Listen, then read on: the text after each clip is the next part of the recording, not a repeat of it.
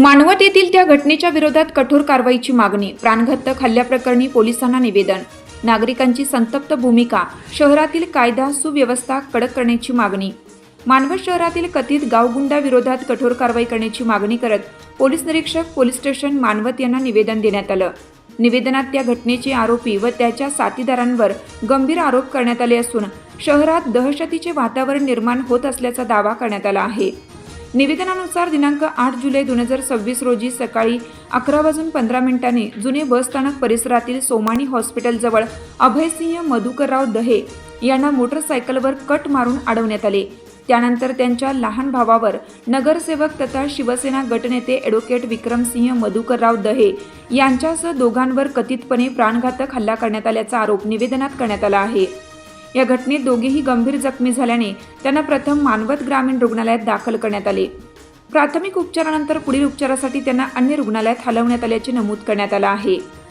निवेदनात पुढे म्हटले आहे की शहरात काही व्यक्तींकडून भरधाव वाहन चालवणे, नागरिकांना धमकावणे, सार्वजनिक ठिकाणी अतिक्रमण करणे, विनापरवाना दारू विक्री, अवैध सावकारी, नागरिकांची वाहने ताब्यात घेणे तसेच इतर बेकायदेशीर कृत्ये सुरू असल्याने सर्वसामान्य नागरिकांमध्ये भीतीचं वातावरण निर्माण झालं आहे. त्यामुळे संबंधितांवर तातडीने कठोर कायदेशीर कारवाई करून शहरातील कायदा व सुव्यवस्था कायम राखावी अशी मागणी करण्यात आली आहे. शहरातील विविध चौकांमध्ये बसवण्यात आलेल्या सीसीटीव्ही कॅमेऱ्यांची तपासणी करून संबंधित घटनांचा तपास करावा तसेच यापूर्वी दिलेल्या निवेदनातील मुद्द्यांचाही विचार करावा अशीही मागणी निवेदनातून करण्यात आली आहे.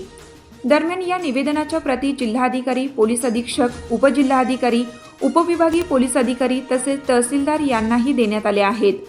या घटनेच्या पार्श्वभूमीवर सहाय्यक पोलीस निरीक्षक दर्शन शिंदे यांच्या मार्गदर्शनाखाली मानवत शहरात कडक पोलीस बंदोबस्त ठेवण्यात आला. पोलीस उपनिरीक्षक किशन पतंगे, गोपनीय शाखेचे अनीस कौसडीकर, विलास मोरे, सय्यद फय्याज, अतुल पंचांगे, शेख मुखिद, सुनील सिंग बावरी, दीपक भेंडे, वाहन चालक अविनाश डंबाळे यांच्यासह पोलीस कर्मचाऱ्यांनी शहरात विशेष गस्त घालत कायदा व सुव्यवस्था राखण्यासाठी पेट्रोलिंग केली. या घटनेच्या निषेधार्थ मानवत शहरातील बाजारपेठ सकाळपासून व्यापारी बांधवांनी स्वयंस्फूर्तीने बंद ठेवली. तसेच गावगुंडांविरोधात कठोर कारवाईची मागणी करणाऱ्या या निवेदनावर शहरातील अनेक नागरिकांनी स्वाक्षऱ्या करून आपला पाठिंबा दर्शवला.